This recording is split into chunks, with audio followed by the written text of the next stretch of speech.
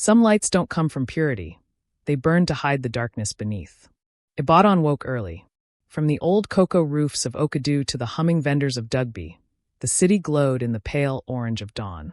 In that glow lived Adetoke, a woman whose beauty made Okada men forget their passengers. 27, tall, and sculpted by Yoruba ancestry, her dark skin shimmered like bronze rubbed with honey. Her gait was measured, her smile effortless, her perfume bold enough to announce her before she arrived. She was everything the city called glamorous. Yet the truth beneath her fine lace and contour was a secret that smelled of neglect and silence. Adetoke was neat only on the surface. Inside her two-bedroom apartment on Adeyemo Street lay the kingdom of filth she ruled in secret. Pots blackened with burnt rice, spoons glued to congealed stew, a bathroom that hadn't met bleach in months. Her laundry grew like mountain ranges on the sofa. But each morning she powdered her face, fitted her wig, and stepped out smelling like designer heaven. Neighbors hailed her, Madam Slay Queen of Ring Road. None ever crossed her door. No friend, no family, not even the men who bought her flowers. Her car gleamed, a black Toyota Corolla polished every 2 days. Yet inside it smelled faintly of decay drowned in perfume. The contrast was her life's rhythm. Beauty outside, rot within. She waved at Mama Tay, the elderly neighbor who swept the compound, and glided away, leaving behind the faint note of citrus and mystery. Mama Tay muttered to herself, "Fine girl, bad smell."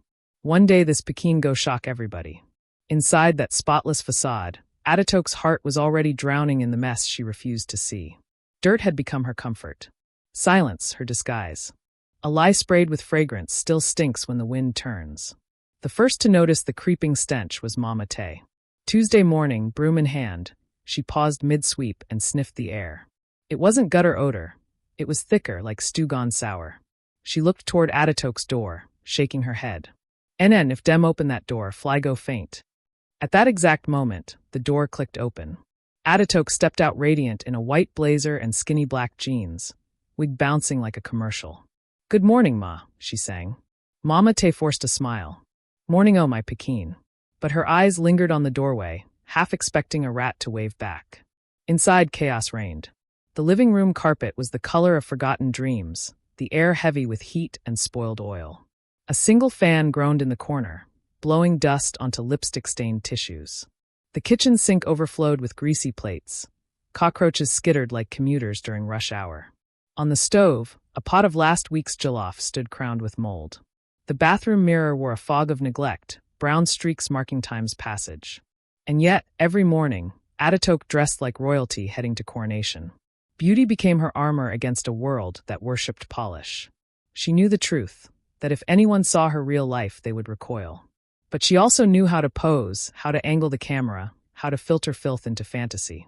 On Instagram, she was at Toke the Muse, brand influencer, skincare ambassador, symbol of elegance. In real life, she was a queen in a crumbling palace. That night, as generator hums lulled the compound, she lay on her unwashed sheets scrolling through compliments. Each fire queen energy drowned the whisper that she could smell herself. The more hearts she gained online, the further she drifted from her own. Some habits are inheritances wrapped in pain. Before Ibadan glittered, there was Ogbomoso, the town she once called home. Her father, Baba Adetoke, drove a battered taxi whose horn sounded like a goat's cough.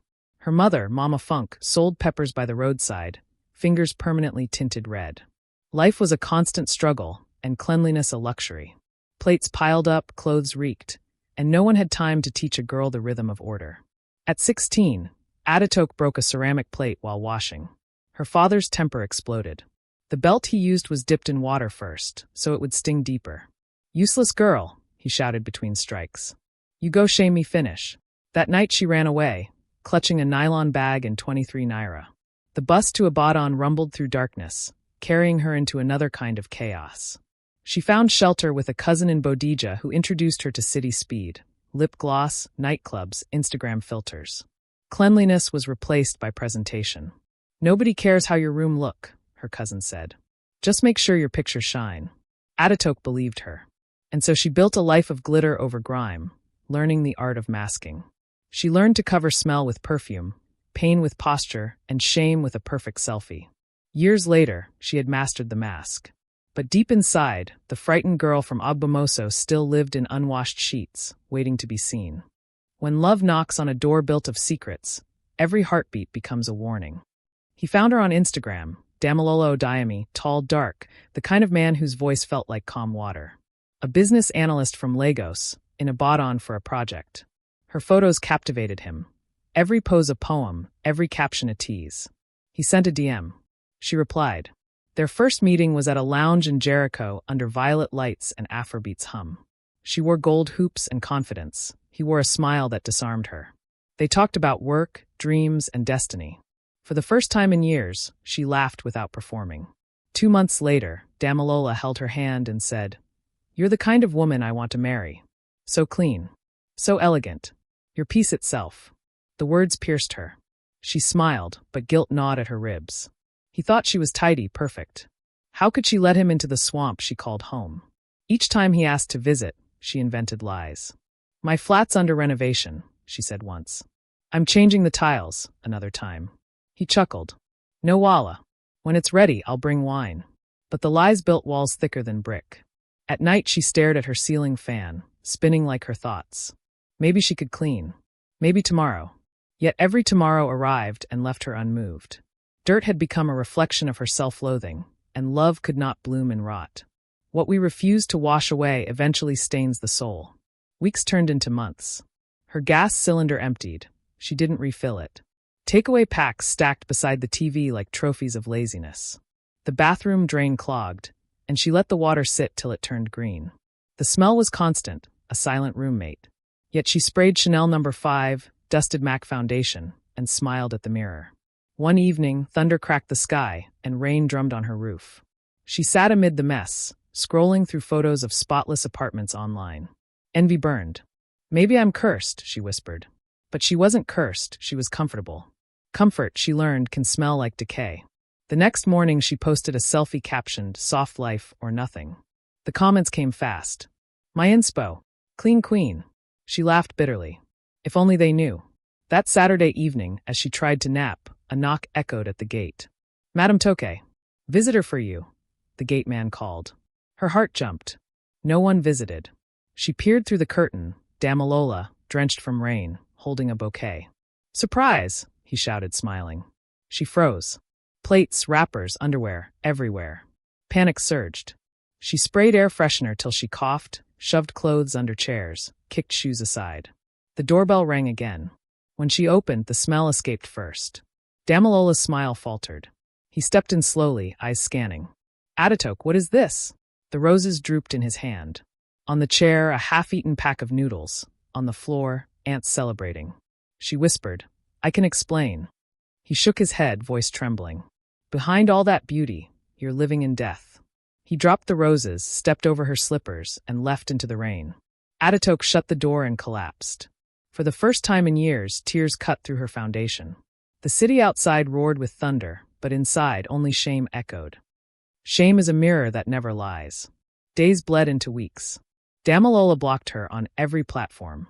His number went dead, his profile photo disappeared. At first, Adetoke called non-stop, begging for forgiveness. Then she stopped calling and started drinking. Cheap red wine became breakfast. Sleep became escape. Her apartment decayed further, as though reflecting her mind. Maggots wriggled behind the fridge. Rats chewed her wigs. The once white curtains turned gray. The smell, now permanent, clung to her clothes when she stepped outside. People noticed. The gate man's frown lingered longer. Mama Tay covered her nose when greeting.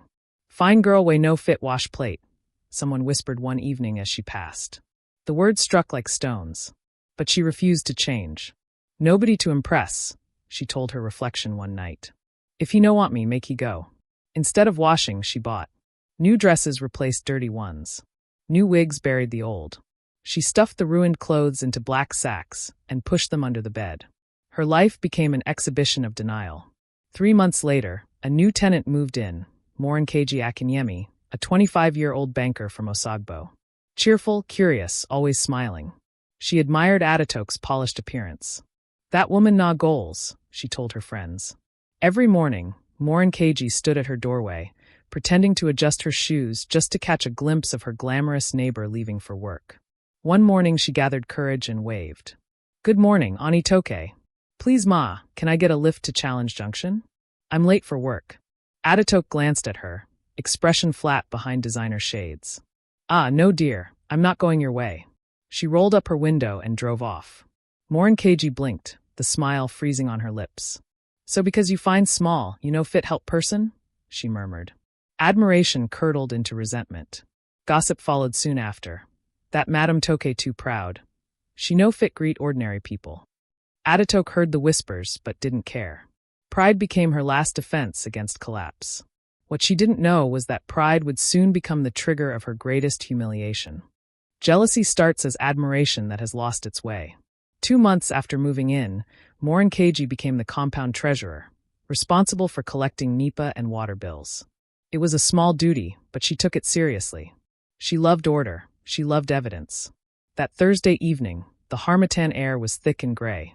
Tenants were returning from work, nylon bags rustling with bread and yudu. Adetoke came home earlier than usual, exhausted from a frustrating client shoot. She dropped her bag on the floor, kicked off her heels, and fell face first onto the sofa. Within minutes, she was snoring, mouth open, one arm hanging off the edge. Her car was parked outside, her door slightly ajar. When Morinkeji reached the flat to collect bills, she knocked. No answer. She knocked again, silence. She hesitated, then gently pushed the door open. The smell assaulted her like a slap. She gagged, stepping back, hand over her nose. Jesu Christi. Flies buzzed around leftover food packs. Cockroaches fled across the wall. The television played a gospel program on mute, its surface streaked with oily fingerprints. On the sofa, the famous Madame Toke slept like a fallen goddess, wig tilted, mouth wide. Morinkeji's shock morphed into something else, vindication. She pulled out her phone. "People must see this," she whispered. With one hand pinching her nose, she recorded everything. The kitchen sink crawling with maggots, the moldy bathroom, the sleeping beauty amid ruins. She zoomed in and whispered to the camera, "So now here our Instagram Queen Day sleep. See life." When she was done, she slipped out quietly, heart pounding, both horrified and thrilled. That night she watched the clip over and over, unable to look away. Each replay made her anger fade and her excitement grow. "If people see this, dem go finally no say beauty na deceit," she told herself. By midnight she uploaded it to her private WhatsApp group. By morning, it was everywhere. When shame goes online, forgiveness logs out. At dawn, Adetoke's phone vibrated endlessly. Missed calls, messages, tags. She rubbed her eyes and opened WhatsApp. The first thing she saw was her own face, asleep, mouth open, surrounded by filth. The caption read, "Madam Slay Queen of Ibadan, clean outside, dirty inside." She screamed. Her hands shook as she scrolled through comments, laughing emojis, insults, disbelief. On Instagram, gossip pages reposted it. "Influencer caught living in trash." Her phone buzzed again, a message from an unknown number. She opened it. "Damilola, I feel sick. I should have trusted my instinct. You were packaging nonsense." She dropped the phone and screamed again. Neighbors gathered outside, whispering. Children giggled. Even the gate man avoided her eyes. At noon, her boss at the skincare company called her in. He placed his phone on the table. The viral video paused mid-frame. "Adetoke, is this you?" She nodded faintly. He sighed. "Our brand stands for purity. We can't be associated with this." The letter of termination lay ready on his desk. By evening, the compound was a carnival of gossip. Some mocked, some pitted, most recorded. Mama Tay shook her head sadly. "I talk him since. Fine no be clean." Inside her flat, Adetoke sat in darkness, the generator off, the air heavy. Her phone kept lighting up with new tags, memes, remixes, parody skits. Her name trended on Twitter for 2 days. Then came the landlord's notice. "You have 30 days to vacate. The compound cannot handle this scandal." Adetoke folded the paper slowly. The queen of filters had finally been unmasked by reality, and there was nowhere left to hide. When the world stops clapping, silence becomes the mirror of truth. The video storm burned for 2 more days before the noise began to fade, replaced by something worse, silence. Ibadan moved on to new gossip, but Adetoke could still feel eyes on her whenever she stepped outside. Children whispered, "That's the dirty madam." Hawkers stared too long. Every mirror became an accusation. Then one humid Thursday, the knock came. She hadn't opened her curtains in days, hadn't eaten except Gary. When she dragged the door open, the smell of palm oil and anger rushed in before the woman did. "So not like this you don turn yourself to internet disgrace?" her mother shouted. Short, tough, wrapped in a faded iro, Mama Funk was a storm compressed into flesh. She didn't wait for answers. She simply looked around the ruined flat, spat on the floor, and said, "Pack your things. We go home." Agbamoso. The word alone tasted like humiliation. But what else was left? Her job was gone. Her landlord wanted her out. Her neighbors treated her like a contagion. That night she folded her few clean dresses into a nylon bag. As the Danfo bumped along the highway, Ibadan's lights shrank behind her like dying stars. Back home, her father said nothing. He only turned the volume of his old radio higher. The same room she'd fled 10 years earlier waited, dusty, cobwebbed, small. Lying on the creaking bed, Adetoke realized she had run in a circle. Shame had brought her exactly where pain once began. Days passed in silence. Then one morning Mama Funk barked, "Follow me, go market. If you can't wash plate, at least carry pepper." The Agbamoso market was a chaos of smells, smoke, spice, sweat. She hadn't touched real work in years. Now she found herself bagging tomatoes, shouting prices, wiping sweat with the back of her hand. The first customer who smiled and said, "You day try well sent a strange warmth through her chest. It was the first compliment not tied to beauty. That night she lay awake and whispered, "Maybe I fit start again." Redemption begins with water and a willing heart. The next morning, Adetoke woke early. The cock crow hadn't finished when she filled a bucket with soapy water. Her old room looked back at her like a wounded friend, walls stained with time, windows opaque with grime. She scrubbed until her fingers wrinkled, singing under her breath.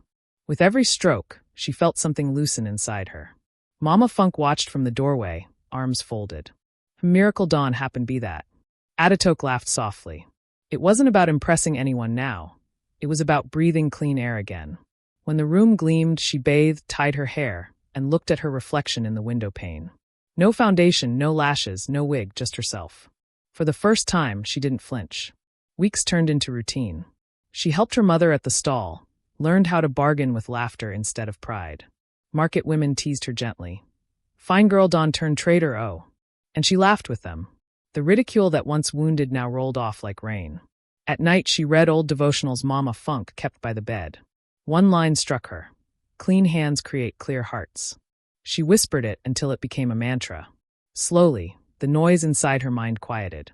Then one afternoon, while she was arranging peppers, a familiar voice called from behind the crowd. "Toke? Is that you?" She turned and gasped. Standing there in sunglasses and city poise was Toyin Lawal, her old friend from Ibadan, now a YouTube documentary producer. They screamed, hugged, laughed. Toyin's eyes scanned her modest wrapper and calloused hands, then softened. "I'm doing a series called The Girl Behind the Filter. Stories of social media illusions and redemption. Your story, it could heal people. Would you talk?" Adetoke's heart pounded. "You want me to tell the whole world again? After everything?" Toyin touched her arm. "Yes. This time you control the story." That night, Adetoke couldn't sleep. She stared at the ceiling fan blades tracing circles of light. Fear wrestled pride. But beneath it all, a quiet voice said, "Tell them. Let the truth breathe. When you own your story, shame loses its voice." The next morning she called Toyin. "Let's do it." They filmed in a small room behind Mama Funk's shop. Toyin set up a ring light. Adetoke sat on a wooden stool, palms sweating. When the camera blinked red, she exhaled and began. She spoke for hours about Agbamoso, the beatings, the escape to Ibadan, the makeup, the lies, the loneliness, the smell she pretended not to notice. Tears streaked her face, but she didn't stop. "I used to think beauty was enough," she said. "But beauty weighs nothing when the soul is dirty." When Toyin turned off the camera, silence filled the room like incense. The video went online a week later. Within 48 hours, views exploded. 1 million, then 2. Comments shifted from mockery to awe. "I cried watching this. She's so brave. Forgive yourself, sister." For the first time, social media didn't feel like a battlefield. It felt like homecoming. Opportunities poured in, brand collaborations, speaking invites, NGOs requesting mentorship. She was still cautious, still humble. But her smile was real now. Then, one evening, her phone buzzed with a message request. The name froze her breath, Damilola Odayami. "I watched your documentary. I'm proud of the woman you've become. Can we talk?" Her hands trembled. Months ago, she would have screamed with joy. Now she simply stared at the words and whispered, "Maybe some doors must stay closed." She left the message unread. The next morning, Toyin burst into the shop. "Girl, a talent scout from Lagos wants you for a TV show, Real Women Africa." Adetoke laughed and covered her face. "God of second chances, you too much." But destiny rarely travels alone. Another call was waiting, one that would test her newfound peace. Every harvest of grace begins with an unburied seed of guilt. 3 weeks after the documentary, Adetoke's life gleamed with a calm light. She'd rented a small apartment near Bodija, clean, airy, full of sunlight. The air smelled of lemon soap and new beginnings. But just when peace began to settle, the past clawed its way back. Her younger brother Femi called late one evening. His voice trembled. "Sis, you need to come to Ibadan police headquarters tomorrow. Something serious done happen." Her heart skipped. "What's it?" "It's about that girl, Morinkeji. The one-way poster video." Silence. Then a low hum filled her ear, the kind that rises before thunder. "What about her?" She's in the hospital. They say she tried to drink sniper. Her mama day shout for station say you destroy her Pekin life." Adetoke sat frozen. "Me. They say since the documentary blow, people don't bully her online. They call him wicked, animal, heartless. She lose her job. Mama say you use fame destroy her." When the call ended, Adetoke sat on the bed staring at the wall. The air in her clean apartment suddenly felt heavy again. All the pity, all the congratulations, did it come at someone else's expense? The next day she dressed simply and went to the station. The officer on duty smirked. "Ah, our celebrity Don Show. Come inside." In a small room smelling of stale paper, she found Madame Akinyemi, Morinkeji's mother, eyes red and swollen. The woman leapt up the moment she saw her. "You," she shouted. "You ruined my daughter's life. She posted that video as joke, and you turned the world against her. She never recover from shame." Adetoke tried to breathe. "Ma, she filmed me without my consent. That video destroyed me first. I nearly lost my mind." "She's just a child," the woman cried. "Now she day hospital because of you." The officer raised a hand. "Enough. You both don't suffer. If una no forgive each other, una go continue this madness forever." The words hit her harder than she expected. Forgive. She remembered her own sleepless nights, her hunger, her fall. Was this what the girl felt now? She exhaled and whispered, "Where is she?" The heart heals faster when it forgives slower, but truly. University College Hospital was bright and quiet, the kind of silence that swallowed noise whole. Adetoke entered a ward that smelled faintly of antiseptic and despair. On a narrow bed lay Morinkeji, head shaved, skin pale, wrists wrapped in gauze. The once vibrant neighbor looked like a ghost of herself. Adetoke's chest tightened. She pulled a chair close and sat. For a moment she said nothing. Then softly, "Moran, it's me." The girl's eyelids fluttered. Her voice came like sandpaper. "Why you come?" "Because I needed to see you. To say, I'm sorry too." Tears rolled down Morinkeji's cheeks. "I was jealous," she whispered. "You were everything I wanted to be. When I saw your house that day, I just wanted to prove you weren't perfect. I didn't know he'd go reach like this." Adetoke reached for her hand. "I lived for attention too. It almost killed me. But it doesn't have to kill you." The two women sat there, their joined hands trembling. For the first time, they weren't influencer and enemy, just two broken humans linked by mistake and mercy. Later that week, Adetoke helped pay part of Morinkeji's hospital bills. The blogs caught wind of it, but this time she didn't care. It wasn't PR. It was peace. When Toyin heard about it, she called. "That's your next story, Toke. The power of forgiveness." Adetoke laughed softly. "Not yet. Let me just live it first. Cleanliness is not what shines, it's what breathes." Months rolled by like gentle drums.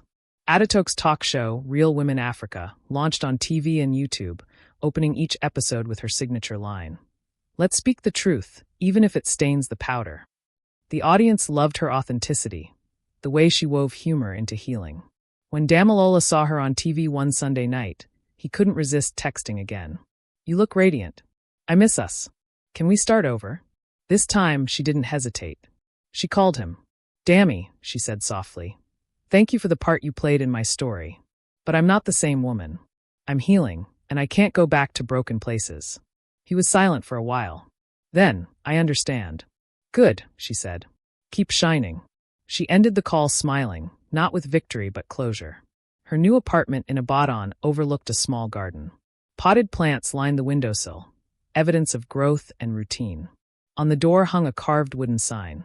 Beauty is not what you wear, it's what you are.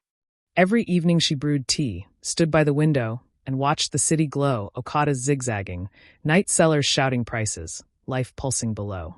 Ibadan was still loud, messy, imperfect, but within her, quiet finally lived. She no longer chased filters.